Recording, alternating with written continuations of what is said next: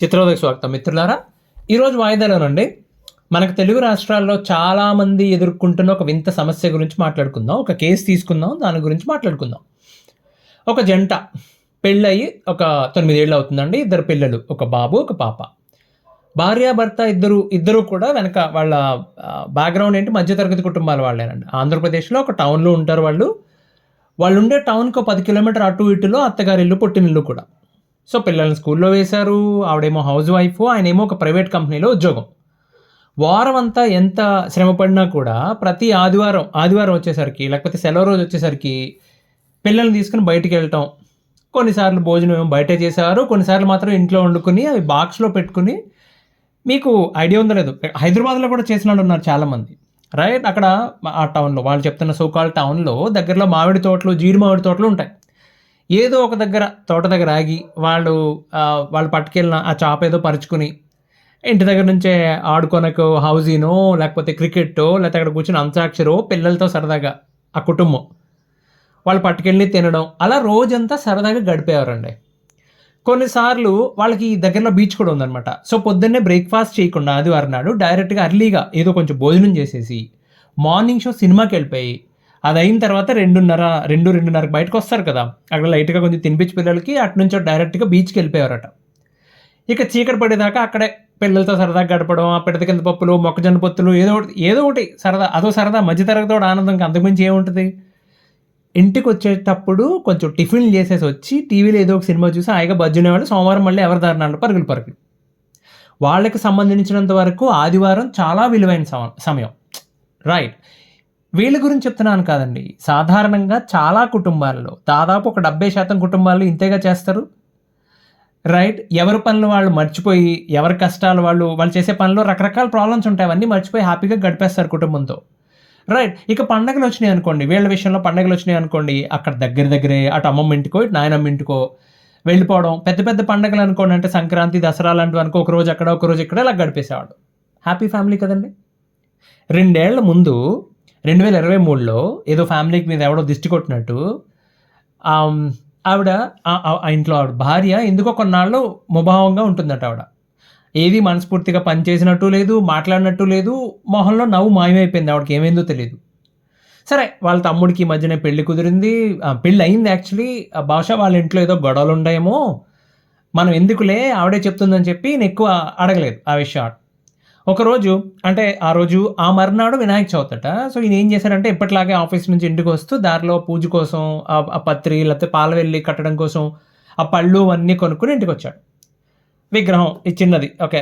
కొనుక్కొని ఇంటికొచ్చాడు. వచ్చేసరికి ఇంటికి తాళం వేసుందంటండి. ఇదేంటిది ఈ టైంలో ఎక్కడికెళ్ళింది? పైగా పిల్లలన్నా ఉండాలి కదా! నాకొక్క మాట కూడా చెప్పలేదే! ఫోనన్నా చేయాలి కదా! ఎందుకంటే ఆయన ఆఫీస్ నుంచి వచ్చే టైం కంటే కూడా కొంచెం లేట్‌గా వచ్చాడు. అనుకుని ఈలోపు అనుకునేలోపు పక్కింటి వాళ్ళొచ్చారు. ఆ పాప ఎవరో తీసుకొచ్చి తాళం ఇచ్చిందట. ఇట్లా నాకిచ్చి వెళ్లారని జెప్పి. ఈయన ఫోను జేశాడు. చాలా సేపు తీయలేదు. 10 నిమిషాల తర్వాత ఆవిడే కాల్ జేసి, "నేనిలా పుట్టింటికెళ్తున్నాను. వాళ్ళ మదర్‌కి కొంచెం బాలేదు. అంటే అమ్మాయి వాళ్ళ మదర్‌కి కొంచెం బాలేదు. పెద్ద అనారోగ్యం ఏం కాదు గానీ నీరసంగా ఉందని చెప్పింది. పని చేసుకోవడానికి ఇబ్బందిగా ఉందన్న. 4 రోజులు ఉండి వచ్చేస్తాను నేనని" చెప్పి అప్పటికప్పుడు పిల్లల్ని తీసుకొని బయలుదేరిపోయాను. మీకు కాల్ చేయడం కుదరలేదు. 3 రోజులో, 4 రోజులు ఉండొచ్చేస్తా అని చెప్పిందావిడ. ఈయన అయ్యబాబోయ్! అదేంటది, ఆవిడకి బాగోకపోతే మాట చెప్పాలి కదా! నేను కూడా వచ్చేవాడిని గదా! సర్లే బాగా టెన్షన్ పడ్డాను. ఫోను చేసి చెప్పాలి, ఇలాంటివి ముఖ్యమైన విషయం గదా ఇది. ఎప్పుడూ చేయలేదు ఇంతకుముందు ఇలా పైగా. 9 ఏళ్లయింది మనం పెళ్లి చేసుకొని అని జెప్పి. సర్లే అని జెప్పి ఆయన వదిలేసాడు. జాగ్రత్తగా వెళ్ళిరమ్మని జెప్పాడు. డబ్బులేమన్నా ఉన్నాయా అని చెప్పి ఆవిడకి డబ్బులు ట్రాన్స్‌ఫర్ చేసి, నువ్వు అక్కడ విత్‌డ్రా చేయమని మీ నాన్నగారినెళ్ళని జెప్పి చెప్పాడు. సో, అవన్నీ చెప్పి ఈయన మాత్రం ఒక్క ఇక్కడ సరే ఇక్కడే ఉండాలి. పైగా మర్నాడు వినాయక చవితి. ఎందుకు ఇక్కడే ఒక్కడినే ఉండటం అని చెప్పి పొద్దున్న లేచి ఫ్రెష్‌గా రెడీ అయిపోయి, ఆ ముందు రోజు తీసుకొచ్చినయి అన్నీ ఉన్నాయి కదా! వాటితో కొంచెం ఎక్స్‌ట్రా కొని అత్తగారింటికెళ్ళిపోయాడు. ఎంతసేపండి వాళ్ళు ఉంటున్న ఊరు నుంచి గంట సేపు కూడా కాదు జర్నీ. వెళ్ళేసరికి నిజంగానే ఆవిడకి బాలేదు. ఇల్లంతా కొంచెం కొంచెం డల్‌గా ఉన్నారు ఇంట్లో వాళ్ళందరూ. పిల్లలు మాత్రం వాళ్ళ నాన్నగారిని రావటం చూసి చాలా హ్యాపీ అయిపోయారట వాళ్ళు. సరే, ఇక ఇంట్లో అందరూ అలా ఉన్నప్పుడు డల్‌గా ఉన్నారు. పూజ చేసుకునే ఉద్దేశ్యం లేదు ఎవరికీ. ఆ మూడ్ కనిపించట్లేదని చెప్పి పిల్లల్ని తీసుకొని వాళ్ళ నాయనమ్మ వాళ్ళ ఇంటికి తీసుకెళ్ళిపోయాడిన. అంటే వీళ్ళ ఊరు తీసుకెళ్ళిపోయాడు. అక్కడ ఏదో వాళ్ళు పూజ చేసుకున్నారు. అయిందనిపించారు. ఆయనకేమనిపించిందంటే ఆ రోజు తర్వాత ఆయన భార్య ఏదో దాస్తోందావిడ. ఏదో చెప్పడం లేదు తనకి. అర్థమైంది. సరే మన ఇంటికి వెళ్ళిన తర్వాత కుదురుగా ఒక రోజు కూర్చోబెట్టి అడగొచ్చులే అనుకున్నాడు. 4 రోజుల్లో అండి మళ్ళీ ఎవరింటికి వాళ్ళు వచ్చేసారు. పిల్లలు చదువులు, వీళ్ళ ఉద్యోగం, ఈయన ఉద్యోగం, ఎవరి హడావిడి ఆళ్ళు. ఒకరోజు ఆ రోజు పిల్లల దగ్గర పడుకుందంట ఆవిడ. ఒకరోజు ఈయనకెందుకో అర్ధరాత్రి దాటిన తర్వాత మెలుకువొచ్చింది. ఏదో అలికిడయింది. మత్తుగా పట్టింది నిద్ర, కానీ ఏదో అలికిడయి శబ్దం రావడంతో లేచి మంచినీళ్ళు తాగొద్దాం అని చెప్పి వెళ్తుంటే పిల్లల గదిలో చూస్తే ఆవిడ లేదట, పక్కన పడుకొని. టైం ఎంత అయింది అని చెప్పి చూస్తే 3:30 అయిందట అది. అదేంటి ఈ టైంలో ఎక్కడెళ్ళింది అని చెప్పి వంటగదిలో చూస్తే లైట్ వెలుగుతుంది. అంటే అక్కడి నుంచి సన్నగా ఎవరో ఏడవటం వినబడుతుందట. అయ్య బాబు ఇదేంటిది? ఈయన కంగారు పడిపోయి సడన్గా వెళ్ళి తొంగి చూస్తే ఆవిడ ఏడుస్తూ ఉంటే కంగారుగా వెళ్ళిపోయి పక్కన కూర్చుని, నీకు ఇంత కష్టమే వచ్చింది బాబు, నాతో చెప్పొచ్చు కదా, నాతో కూడా చెప్పలేనంత బాధ ఏంటి అసలు, ఎంత కష్టమైనా పర్లేదు, ఇద్దరు కలిసి భరిద్దాం, చెప్పు పర్లేదు అని చెప్పి ఆవిడ ఏడుస్తుంది తప్ప ఏం మాట్లాడలేదటండి. సరే అని చెప్పి ఆవిడ మెల్లిగా తీసుకుని వచ్చి కొంచెం మంచినీళ్ళు తాగించి పడుకోబెట్టి, ఇక ఆయనకు నిద్ర పట్టలేదట. ఏమైందో ఏంటో, ఏం చెప్తుందో ఏంటో తెలియదు కదా, ఎవరికన్నా టెన్షన్ ఉంటుంది కదా, అలా ఒక్కదే కూర్చుని ఏడవడం ఏంటని చెప్పి ఆ మర్నాడు నుంచి ఆవిడ మళ్ళీ యాజ్ ఇట్ ఈజ్ ముభావంగా ఉంటుంది తప్ప ఏం జరిగిందో మాత్రం ఎవరికి చెప్పట్లా. ఇంకో 2 రోజులు పోయిన తర్వాత మళ్ళీ అదే సీన్. రాత్రి చూస్తే ఆవిడ వంటగదిలో మూల కూర్చుని ఏడుస్తూ కనిపించింది. ఈయన భయపడిపోయి, బాబు రేపు డాక్టర్ దగ్గరికి వెళ్దాంలే అని చెప్పి డెసిషన్ తీసేసుకున్నాడు ముందు. సో మర్నాడు పొద్దున్న లేచిన తర్వాత ఆవిడేమో డాక్టర్ దగ్గరికి రానని, నేను రాను, నాకే ప్రాబ్లం లేదని చెప్పుద్ది. సరే ఇవన్నీ భరిస్తున్నాడండి. ఒకరోజు మళ్ళీ తెల్లవారుజామున అప్పుడు మనసులో ఒక అలజడి ఉన్నప్పుడు ఆ టైంకి ఆటోమేటిక్గా మెలకు వస్తుంది కదా. సో ఆ ప్రాంతంలో అదే టైంలో మళ్ళీ సేమ్ సీన్, ఆవిడ ఏడుస్తూ ఉంది. దగ్గరికి వెళ్లకుండా అసలు ఏం చేస్తుంది ఈవిడ అని చెప్పి చూస్తే తలని ఇలా పెట్టి గోడకేసి కొట్టుకుంటుందంటండి. మళ్ళీ మెల్లిగా చర్మం చిట్లిపోయి రక్తం వస్తుంది ఆవిడకి ఈ నుదుటి పైన. ఈ మైండ్ ఏమన్నా దొబ్బింది, ఏమికి తేడా వచ్చిందా, ఏమైంది ఇట్లా అని చెప్పి లోపలికి వెళ్ళబోయేలోపు అప్పుడు కళ్ళు మూసుకొని ఆవిడ ఏదో చెప్పడం మొదలుపెట్టింది. ఏంటి, ప్రియమైన నా ప్రభువా దయించి అని చెప్పి ఏదో చెప్తుంది ఆవిడ.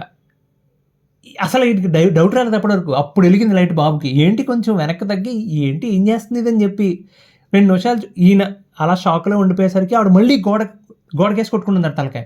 గోడకేసి తలకాయ కొట్టుకోవడం, ఏడవటం, ప్రభువా అని మెల్లిగా అరవటం. ఈసారి దగ్గరికి వెళ్ళి పక్కకి వెళ్ళి కూర్చున్నాడట. ఏమల్లా ఈయన ఏం మాట్లాడలా, పక్కకి వెళ్ళి కూర్చున్నాడు. అప్పుడు చెప్పింది ఆవిడ విషయం. ఈయనకి మ్యాటర్ అర్థమైంది, ఎవరో గిల్లేరు ఆవిడని ఖచ్చితంగా. సో ఆ ప్రాసెస్లో ఉంది ఆవిడ, మొత్తానికి తప్పులేదు. కానీ తెల్లవారుజామున వేషాలు అంటే ఆయనకు అర్థం కాలేదు. నేను కాబట్టి సరిపోయింది, పిల్లలు లేస్తే ఏమైపోతారు వాళ్ళు, జ్వరం వచ్చేది వాళ్ళకి అని చెప్తే, ఈసారికి ఆయనకి విషయం ఎలాగో తెలిసిపోయింది కదా అని చెప్పి డైరెక్ట్ అటాక్ అనమాట. ఇంటిలో ఉన్న దేవుడి పట్టాలు, దేవుడి గుట్లు అన్నీ తీసేసి, ఫోటోలు అన్నీ తీసి బయట పెట్టేసిందట ఆవిడ. ఓకే సరే చూద్దాం, ముందైతే విషయం తెలిసింది కదా అని చెప్పి మొత్తం పెద్దవాళ్ళందరినీ పిలిచి కూర్చోబెట్టాడు ఆయన. అటుపక్క వాళ్ళని ఇటుపక్క వాళ్ళని కూడా. అందరూ వచ్చిన తర్వాత ఆ అమ్మాయి వాళ్ళ తల్లిదండ్రులకు చెప్పాడు, మీ అమ్మాయి ఇలాంటి పనులు చేస్తుందండి. ఓకే, పెద్దవాళ్ళందరూ కొంచెం నచ్చ చెప్తారని అనుకున్నాడు ఆయన. ఈ అబ్బాయిల తల్లిదండ్రులు ఏం చెప్పారు, తప్పమ్మా, మనకు అలవాట్లేని వ్యవహారాలు అవన్నీ అని చెప్తే ఆవిడ మౌనంగానే ఉంది. ఆ మీటింగ్ తర్వాత బయటపడిన విషయం ఏంటంటే, అమ్మాయిని కరిచింది, గిచ్చింది. ఆ అమ్మాయి వాళ్ళ అమ్మాయి, ఆవిడకే ఫస్ట్ అంటుకుంది అది. పాపం ఆవిడ నుంచి ఈవిడికి సంక్రమించింది అనమాట అది. కోవిడ్ వచ్చినట్టు అట్లా అంటుకుంది. నేను ఇక్కడ ఒక విషయం గుర్తుపెట్టుకోండి, నేను ఏ మతం వాళ్ళని నేనేం అనట్లేదండి. ఓకే, ఎందుకంటే నా స్నేహితుల్లో కూడా చాలామంది ఉన్నారు, వాళ్ళతో మాకు ఎప్పుడు ఏ సమస్య రాలేదు, మేము కలిసిమెలిసి హ్యాపీగా ఉన్నాం. ఎందుకంటే వాళ్ళు ఎప్పుడు వాళ్ళ మతంలో మా మతానికి రండి అని కానీ, లేకపోతే మేము ఇలా పలానా చోటకి వెళ్తున్నాం రండి అని కానీ, మాకు ప్రచారం చేయడం కానీ, ఎప్పుడన్నా వెళ్తే సైలెంట్గా ఉంటారు. రైట్, పుట్టడం అందులో పుట్టారు కాబట్టి వాళ్ళకి ఏది నమ్మాలో, ఎంతవరకు నమ్మాలో, కులం మతం అనేది ఎక్కడి వరకు ఉండాలనేది చాలా క్లియర్గా అవగాహన ఉంది వాళ్ళకి. అంటే దానికంటే వాళ్ళకి అవగాహన ఉందని చెప్పడం కంటే వాళ్ళ తల్లిదండ్రులు చక్కగా పెంచుకున్నారు పిల్లల్ని, అందుకు వాళ్ళకి మాకు ఏ సమస్య రాలేదు. కాబట్టి నా ప్రాబ్లం దాంతో కాదండి. ఓకే, అక్కడ ఫాదర్లో అనేవాళ్ళు ఉంటారు కొంతమంది, అదేలే ఫాదర్ మాస్టరు, ఫాదర్ అంటారు కదా వాళ్ళతో నా సమస్య. ఓకే, ఆ రోజు పెద్దాళ్ళ మధ్యన మీటింగ్ అయిన తర్వాత ఇక డైరెక్ట్ అటాక్ అనమాట. అంటే ఇక దాచుకునేది ఏం లేదు. ప్రతి మాటకి ముందో పాపం, తర్వాతో పాపం. నువ్వు పాపాత్ముడివి, నువ్వు పాపం చేస్తున్నావు, నువ్వు అది చేస్తున్నావు, నువ్వు ఇది చేస్తున్నావు, నువ్వు అన్యుడివి, నువ్వు విగ్రహారాధన చేస్తావు, ఇట్లా పీక్కు తినేస్తుంది అతన్ని.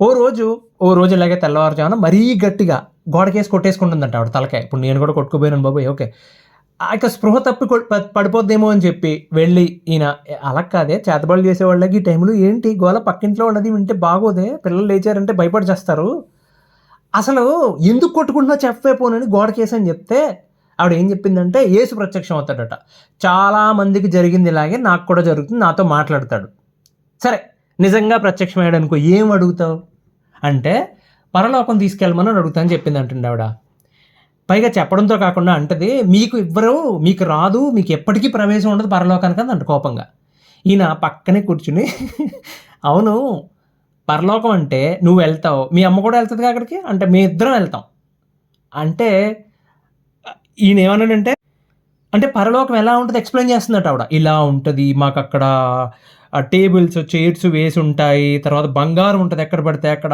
ఏం చేసుకుంటావే స్టాక్ ఎక్స్చేంజ్ కూడా ఉంటుంది అక్కడ నీ తింగరదానా అని చెప్తే ఈయన అడిగాడు కదా మీ అమ్మ నువ్వు కూడా ఉంటావంటే మీ ఇద్దరు ఉంటాం అక్కడ మా ఇద్దరికి చాలా ప్లాన్స్ ఉన్నాయని చెప్తే 2 చేతులు దండం పెట్టి మీ ఇద్దరు ఉంటే అది ఎంత గొప్ప ప్లేస్ అయినా నాకు వద్దే బాబు అంటే టక్క నవ్వేసిందంట ఆవిడ సో ఇప్పుడు చెప్పాడట ఆయన చూడు ఎంత బాగా నవ్వుతున్నావు నువ్వు ఇలా నవ్వి ఎన్నాళ్ళైంది ఏడుపాము వేసుకుని ఉంటున్నావు రోజుని అంటే అబ్బే ఏం వర్కౌట్ అవ్వలేదండి ఆ తర్వాత నెక్స్ట్ స్టేజ్ నెంబర్ 2 అనమాట 2 లెవెల్ కోవిడ్ అన్నట్టు అది ఆవిడ బొట్టు గాజులు మంగళసూత్రం అన్నీ తీసేసింది ఆవిడ చీర మాత్రం కట్టుకుంటుందండి చీరలోనే కట్టుకుంటుంది ఆవిడ సంతోషం అంతవరకు ఆయనకి ఏం చేస్తాడంటే ఏమీ చేయలేక నోరు మూసుకొని ఆఫీస్కి వెళ్ళి రావటం ఇంట్లో ఉన్నంతసేపు పిల్లలతో ఆడుకోవడం పిల్లలతో మాట్లాడడం వాళ్ళని చదివించడం వాళ్ళ హోంవర్క్లు చేయించడం ఈయన హ్యాండిల్ చేసుకుంటున్నాడు ఒకరోజు అండి వాళ్ళ అబ్బాయి పుట్టినరోజు అంటండి సాయంత్రం బయటికి తీసుకుని వెళ్తా అని చెప్పి మాట ఇచ్చి సాయంత్రం అడుగుతారు కదా నాన్న సాయంత్రం అది ఇది అని చెప్పి పొద్దున్నే వాడికి హ్యాపీ బర్త్డే విష్ చేసి నాన్న సాయంత్రం బయటికి తీసుకెళ్తా నీకు గిఫ్ట్ తీసుకొస్తా సాయంత్రం అని చెప్పి సాయంత్రం వచ్చేటప్పుడైనా ఏదో గిఫ్ట్ కొనుక్కొని వచ్చాడు ఇల్లు చేరేటప్పటికి ఇంటి నిండా గోల ఏంటి గోల అని అడిగితే గృహ కూడికాట కొత్తగా ఉంది కదా పదం అంటే ఆ నైటీ మ్యాన్ ఉంటాడు కదా వాడు నైటీ వేసుకుని అదే పగల కూడా నైటీ వేసుకుని పొట్టకి రిబ్బన్ కట్టుకుని తిరుగుతూ ఉంటాడు ఒకడు వాడు వచ్చి కేకలు అరుపులు కేకలు గోల ఇమాజిన్ అండి ఏ భర్త అనేవాడు కన్నా వాడు మనసు కకలా వికలం అయిపోతుండే అలాంటి పరిస్థితుల్లో అట్లా చూస్తే వాళ్ళ పిల్ల ఆ చిన్న పాపది దాన్ని అక్కడ వాళ్ళ మధ్యలో ఆ చుట్టూ పిశాచం ఉండలాగా అక్కడ కూర్చుని తిట్టకూడదు ఇంత తప్పు క్షమించండి ఏమన్నా అంటే ఇది తప్పు కదండి ఇట్లాగా వాళ్ళకి నచ్చదు వాళ్ళ ఫ్యామిలీ వేరే వాళ్ళ పద్ధతి వేరే వాళ్ళ ఆచారాలు వేరే మీరెవరు వాళ్ళ కొంపలో దూరడానికి గృహకూడిక నేనైతే అసలు నేను ఆయనతో ఇదే చెప్పాను ఏమంటే మీరు చాలా చాలా సహనంగా ఉన్నారు నేనైతే ఆ నైటీగాడిని కొరడా తీసుకుని మొత్తం చిరుగు మీద కొట్టేవాడిని ఏదో బయటికి గంటేసేవాడిని మెడట్టుకుని లేకపోతే అందరూ లోపల ఉండగా వద్దులే ఇంకంతకుమించి ఏం చేయకూడదు మా పిల్లలు బయటికి తీసుకెళ్ళిపోయి ఏదో ఒకటి చేద్దాను నేను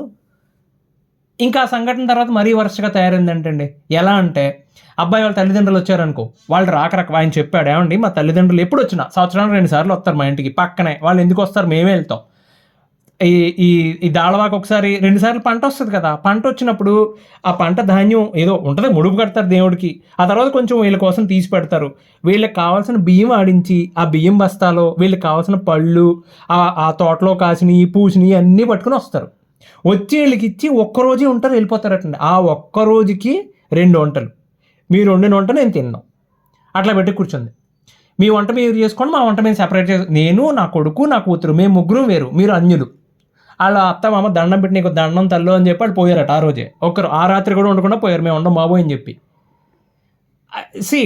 అసలు విషయం చెప్తా ఆదివారాలు ఇంట్లో వంట లేదు పొద్దున్నే బయలుదేరి పిల్లల్ని తీసుకొని ఆ గుడారానికి పోతుంది ఆవిడ నువ్వు వెళ్తే వెళ్ళు పిల్లలు వద్దంటే చేయి కోసుకుంటా 4 కోసుకుంటా ఈయన చెప్తున్నాడట నువ్వు పిల్లల్ని తీసుకెళ్ళడానికి వీల్లేదంటే నేను చేయి కోసుకుంటా 4 కోసుకుంటా అని భయపెడుతుంది ఆవిడ పిల్లల్ని కూడా తీసుకుని వెళ్ళిపోతుంది ఆయన ఒక్కడు పిచ్చి పట్టినట్టు ఇంట్లో కూర్చుని పొద్దున్న నుంచి ఏం చేయాలి తెలియక ఆ రాములూరు గుడికి వెళ్ళి లేకపోతే ఆ పార్క్కి వెళ్ళి కూర్చుని ఎంత మానసిక క్షోభ ఉంటుందండి ఏ మగాడు కన్నా ఇదే పని మగాళ్ళు చేస్తే ఆడవాళ్ళకి కూడా అలాగే ఉంటుంది రైట్ సో నేను చెప్తున్నా ఇంత హింస పెట్టి ఏం సాధిస్తుంది ఆవిడ నాకు అర్థం కాల ఇప్పుడు పరిస్థితి ఏంటంటే అండి గొడవలు పెరిగి దూరం అయిపోయారండి ఆవిడ ఒకటే కండిషన్ భర్త కూడా మతం మారిపోవాలి ఆయన కూడా మారిపోతే కాపురం చేస్తాను లేకపోతే లేదు అంతే సింగిల్ పాయింట్ అజెండా అంతే ఆవిడ ఒకటే మాట్లాడుతుంది నువ్వు కూడా మతం మారిపో అప్పుడు కాపురం చేస్తాను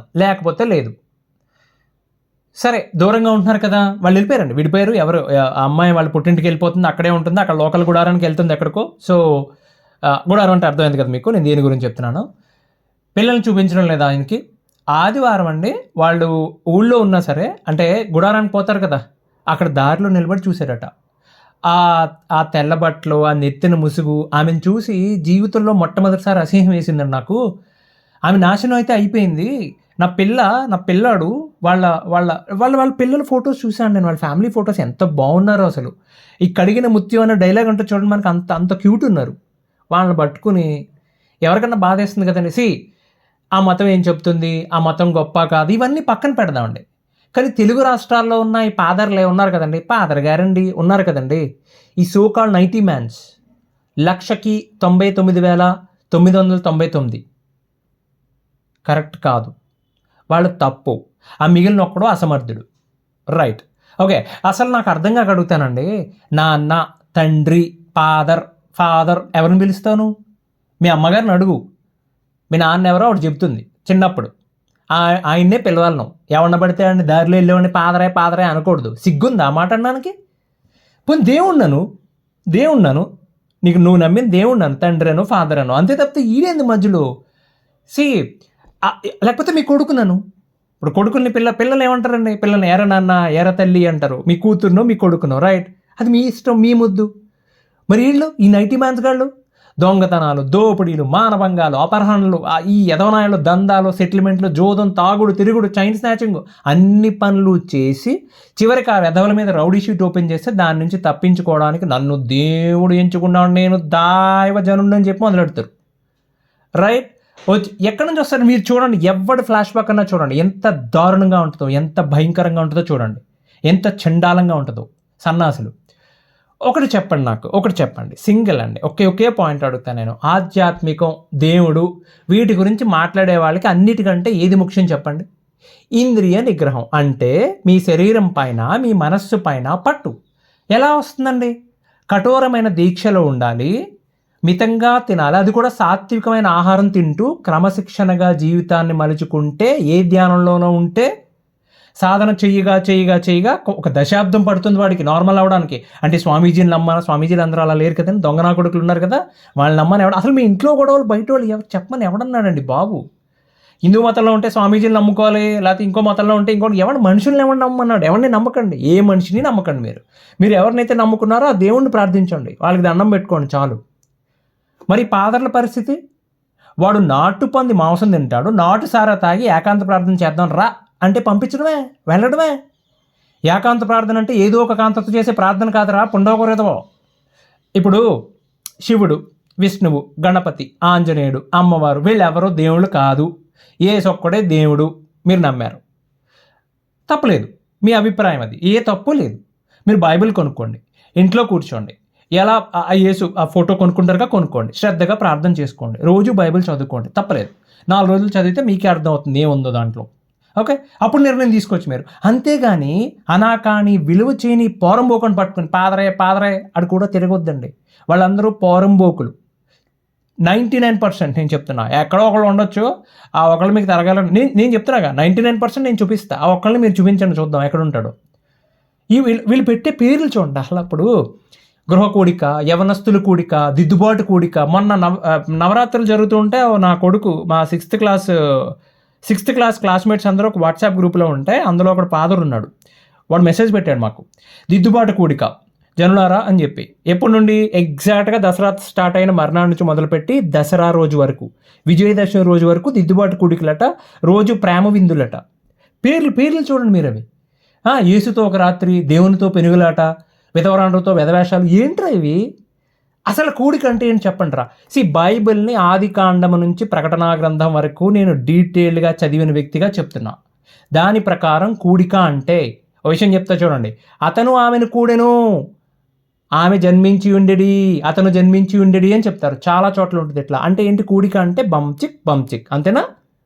ఇప్పుడు గుడారాల పండగని పెడతారు, ఎగేసుకుని పోతారు సిగ్గులేన్స్ అంతా. ఎప్పుడైనా చదివి చచ్చారా గుడారాల పండగ అంటే ఏంటి, దాని బ్యాక్గ్రౌండ్ ఉన్న స్టోరీ ఏంటి? నోటితో నేను మాట్లాడలేను, ఇక్కడ చెప్పలేను. చాలా భయంకరంగా ఉంటుంది ఆ కథ. మీరు చదివి చావండి. చిన్న పిల్లల్ని ఎట్టి పరిస్థితుల్లో తీసుకెళ్ళొద్దండి. వాళ్ళకి నిజంగా చెప్తున్నా, వాళ్ళకి చిన్నప్పటి నుంచి అండి ఏం పాపం చేసినా, ఎంత పెద్ద పాపం చేసినా సరే పర్లేదు, ఆదివారం ఈ నైటీగాడు కడిగేస్తాడని చెప్తారు. అది గాని బుర్రకెక్కిందా సమాజం అల్లకల్లోలం అయిపోతుంది. విదేశాల్లో ఇలా లేదు. క్రిస్టియానిటీ అంటే ఇలా ఉండదు. వాళ్ళు క్వశ్చన్ చేస్తారు, ప్రశ్నిస్తారు వాళ్ళు. ఇలాంటి పిచ్చి పిచ్చి రోజు చెప్తే తంతారు పట్టుకొని, వాళ్ళు ప్రశ్నిస్తారు. ఓకే, క్వశ్చన్ చేస్తారు. రైట్. పొద్దున్న లేస్తే పాపం, పిశాచం, రక్తం, చేతపడి, దెయ్యం, నీ పిండం, నీ తెద్దనం, పనికి మాలేదోళ్ళరా. మళ్ళీ చెప్తున్నానండి, ఈ పాదర్లు అన్న వాళ్ళ మగైనా ఆడైనా కానీ దిక్కుమాలి చాలామంది ఆడవాళ్ళు కూడా ఉన్నారు కదా. మొన్న ఈ మధ్యన చూసాం ఒక ఆమె మాట్లాడుతుంది కదా, అది పంది పిల్లలాగా ఉంది చూడడానికి మనిషి. బయటకు వచ్చి దశభాగాలు తీసుకోండి గడుదుగుడ్డని ఏదో మాట్లాడుతుంది కదా. ఈ అమ్మాయి ఎక్కడ దొరుకుతారా మాకు సంత. మీలో ఉన్న ప్రశ్నించే తత్వాన్ని, పోరాడే తత్వాన్ని ముందు చంపేస్తారు. మీ దగ్గర నుండి ఆనందంగా జీవించే హక్కు, స్వేచ్ఛగా జీవించే హక్కు రెండూ లాగేసుకుంటారు. పుట్టుకతో పాపవి అని రోజుకు 3 సార్లు చెప్పి, ఆల్రెడీ పాపిని కదా ఇంకో పాపం చేస్తే తప్పేంటి అన్న కాడికి తీసుకొచ్చి వదిలిపెట్టేస్తారు మిమ్మల్ని. అవన్నీ ఆత్మీయార్థాలు వేరే ఉంటాయి, ప్రేమ విందులు, ఇవన్నీ కుదరదండి. ఇవన్నీ కుదరదు. మీరు బైబిల్ చదవండి, పూర్తిగా చదవండి. మీకు ఏం అర్థమైందో మీరు ఆలోచించుకోండి. ఓకే, మీకు కరెక్ట్ అనిపించింది, మీ అభిప్రాయానికి మీరు గౌరవించి దాంట్లో ఉండండి. బట్ ఈ పాదరేల్ని నమ్మొద్దు, అసలు వెళ్ళొద్దు అక్కడికి. చెప్పాం కదా, ప్రీమియం క్వాలిటీ ఎర్రిపప్పులు పుష్కలంగా ఉన్నాయి మన తెలుగు రాష్ట్రాల్లో, మరీ ముఖ్యంగా మా గోదావరి జిల్లాలో అండి. ఎలా ఎక్కిస్తారో తెలుసా అండి? అక్కడికి ఏదో ఏ సేట్లపాలెంలో, మేరీ మెండపేటలో, పరిశుద్ధాత్మ పామార్లో, యెహోవా యానంలో పుట్టినట్టు వీళ్ళందరూ కలిసి పెద్దాపురంలో పెరిగి పెద్ద అయ్యాక సామర్లకోటలో చచ్చిపోయినట్టు చెప్తారు. అదేరా అప్పట్లో ఇలాగా కెనాల్ రోడ్లోని జులపాల చుట్టూ నైట్ వేసుకుని పందుపులు కావాలని వచ్చేవాడు పొద్దున్నే. వీటి ఎవరి గురించి మాట్లాడతారు వీళ్ళు? ఆ బైబిల్లో క్యారెక్టర్స్ గురించి. అక్కడే పుట్టినట్టు వీళ్ళ తాత వాళ్ళు ఇద్దరు ఫ్రెండ్స్ అయినట్టు దిక్కుమాలిన ఎదవలు. మళ్ళీ చెప్తున్నా అండి, ఎవరిని పడితే ఊళ్ళో వాళ్ళని ఎవరిని పడితే వాడిని ఫాదర్ అనకూడదు. క్రమశిక్షణ, భక్తి అంటే ఏంటో తెలియని తాగుబోతు వేదాలని అసలు అనకూడదు. ఇంత దారుణంగా చెప్తున్నారు ఏంటంటే, నేను ఎగ్జాంపుల్ చూపిస్తా, ఉదాహరణ చూపించమంటే ఇక్కడ కూర్చొని ఆన్లైన్లో జస్ట్ కొట్టి చూడండి మీకు ఎన్ని వస్తాయో. ఇక అంటే మీరు అడగొచ్చు, ఇంత అసహ్యం ఏంటారు నీకు బాబు, ఇంత కోపం ఏంటారు, ఇంత ద్వేషం ఏంటారు? ద్వేషం కాదండి. ఊళ్ళో మా ఊర్లో 16 గుడారాలు ఉన్నాయి. ఇప్పుడు ఎగ్జాక్ట్గా 20 ఏళ్ళ క్రింద ఒకటే ఉంది, ఇప్పుడు 16 ఉన్నాయి. అంత చిన్న ఊర్లో ఎన్నుంటాయి? ఎంత మహా అయితే గడప. అంత చిన్న ఊర్లో 16 గుడారాలు అంటే ఒక్కొక్కడు మొన్నటిదాకా సన్నాసుడు జీతాలు ఇవ్వటం మొదలుపెట్టాడు వీడికి, అప్పటి నుంచి ఇంకా ఎక్కువ అయిపోయారు. 7th ఫీల్ అయ్యవా, వచ్చే దైవజనుడు నువ్వు 4 రోజులు కనబడకుండా వెళ్ళిపో, ముందు ఎక్కడన్నా ఎవరినన్నా లేవ తీసుకుపో, ఎంజాయ్ చేసిరా వెనక్కి, అంతే. నన్ను దేవుడు ఎంచుకున్నాడు అని చెప్పు. రాత్రి పలానా చోట వెళ్తుంటే నేను ఇడ్లీ దొరికింది, సాంబార్ లేదు, దేవుడు కనబడి నాకు వెలుగు వాయిస్ వచ్చింది, స్వరం వచ్చింది, సాంబార్ ఇచ్చాడు అని చెప్పి, అంతే, నువ్వు దైవజనుడివి. సింపుల్. రైట్, అసలు పాయింట్కి వస్తా. ఈ కేసులో అండి అబ్బాయికి నేను ఏం సజెస్ట్ చేస్తానంటే, బాబు నాయనా master, prevention is better than cure అంటారు కదా మీకు పెద్ద పెద్ద వ్యాధులకు సంబంధించి. కానీ దీనికి క్యూర్ లేదు, నివారణ ఒక్కటే మార్గం. వాళ్ళు ఆల్రెడీ అంటుకుంది మీ విషయంలో. కాబట్టి ఆవిడ మారాలి అంటే ఏదో అద్భుతం జరగాలి. మీరు మాత్రం ఆవిడ మార్చడం పని పక్కన పెట్టండి, అది అయ్యే పని కాదు. ఎందుకంటే ఆవిడ వెనకాల ఇంకో మహాశక్తి ఉంది. ఆవిడ గిల్లినావిడ ఉంది కదా, ఆవిడ కూడా ఫ్యామిలీ మెంబరే, మారటం అంత ఈజీ కాదు.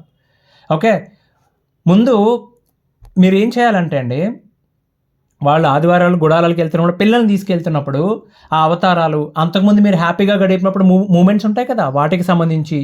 ఓకే, ఈ వయసులో వాళ్ళకి ఇష్టం లేకుండా ఇలా మతం మార్చడం గురించి ఈయన చాలా చెప్పుకొచ్చాడండి. వాళ్ళ అమ్మాయి ఈయన పట్టుకుని ఏడ్చింది, ఆ పిల్ల, చిన్న పాప. నాకు ఇష్టం లేదు రోజంతా అక్కడ ఉండటం, విసిగించేస్తున్నారని చెప్పి, వాడు అరిచేస్తున్నాడు, చెవులు నొప్పి వస్తున్నాడు నాకని చెప్పి. మీ పిల్లల్ని అడుగుతారండి కోర్టులో. ఓకే, కస్టడీకి వేయండి, మీరు కస్టడీకి వేసి ఇలా కాల్చుకు తినేస్తున్నారండి అని చెప్పండి. ఓకే, అడుగుతారు, ఏమ్మా అని చెప్పి అడిగినప్పుడు ఆ పాప రేపొద్దున ఎలా చెప్పిందో మీకు అలాగే చెప్పండి. రేపు కోర్టులో అడిగినప్పుడు మీరు చెప్పండి, నేను నా భార్య ఇద్దరు ఉండవండి ఇక్కడ, మా పాప మా అడ్వకేటే ఉంటారు, పాపను అడగండి మీరు అని జడ్జి గారికి చెప్పండి. మీరు ఖచ్చితంగా అర్థం చేసుకుంటారు. అడుగుతారు. అడిగి ఓకే, మీరు ఇప్పుడు ఒకసారి ఎగ్జామ్ జరుగుతూ ఉంటే, సోమవారం నాడు ఎగ్జామ్ ఉందనగా ఆదివారం నాడు ఇద్దరు పిల్లల్ని తీసుకుని వెళ్ళిపోయి రోజంతా అక్కడే ఉంచారని చెప్పారు, గుర్తుందా? ఆ పాయింట్ చాలా ముఖ్యం అండి, డేట్స్. ఓకే, ఎగ్జామ్ జరిగిన ఇన్ఫర్మేషన్ స్కూల్కి వెళ్ళి అది తీసుకుని, అవి రెండు తీసుకుని వెళ్ళండి, పర్ఫెక్ట్గా మ్యాచ్ అవుతుంది. లీగల్గా ఎగ్జాక్ట్ పాయింట్ ఏముందో నాకు తెలియదండి, ఏదన్నా ప్రొవిజన్ ఉందేమో దీనికి, అడ్వకేట్ని కనుక్కుందాం మనం. మీ పిల్లలు చాలా ఇంపార్టెంట్ అండి. ఆవిడ ఎట్లా పోయింది నాకు సంబంధం లేదండి, మీరు చూసుకోండి, మీ కర్మది, మీరు ఎప్పుడో చేసిన పాపం అంటుకుంది, తగలడండి, నాకు సంబంధం లేదు. కానీ మీ పిల్లలు చాలా ఇంపార్టెంట్. వాళ్ళ సమాజాన్ని నిర్మించే, భవిష్యత్తును నిర్మించే వాళ్ళు చాలా ముఖ్యం. వాళ్ళ జీవితం చాలా ముఖ్యం. వాళ్ళ మనసులు చాలా ముఖ్యం. అవి కలుషితం అవ్వకుండా చూసుకోవాల్సిన బాధ్యత మీది. ఓకే. ఆ సన్నాసులు పిల్లల జీవితాన్ని నాశనం చేస్తున్నారండి. మతం మారటం ఇవన్నీ పక్కన పెట్టండి మాస్టరు. ఓకే. ముందు వాళ్ళని అక్కడి నుంచి తప్పించండి. నెగిటివిటీకి దూరంగా ఉంచండి వాళ్ళు. ఓకేనా? నాకు ఎందుకు ఇంత కోపమో నేను డీటెయిల్గా ఎగ్జాంపుల్స్ ఇంకోసారి మాట్లాడుకుందాం. చాలా లెంగ్తీ అయిపోయింది ఇప్పటికీ. ఏమండి, ఎవరినన్నా ఏమన్నా అనుంటే, నిజంగా బాధపడి ఉంటే మీరు నన్ను మన్నించండి. అలా బాధపడి మనసుకు తీసుకుని చేయాల్సింది ఏం లేదు. ఎందుకంటే నేను తిడుతుంది మిమ్మల్ని కాదు, పాదరేళ్ళని. ఈ పాదరేళ్ళని, దొంగనా కొడుకుల్ని, వాళ్ళని తిడతాను. ఇప్పుడు కాదు, ఇప్పటికీ తిడతాం మేము. ఓకే. ధన్యవాదాలు. ఇంకో విధాలు మళ్ళీ కలుద్దాం. అంతవరకు సెలవు.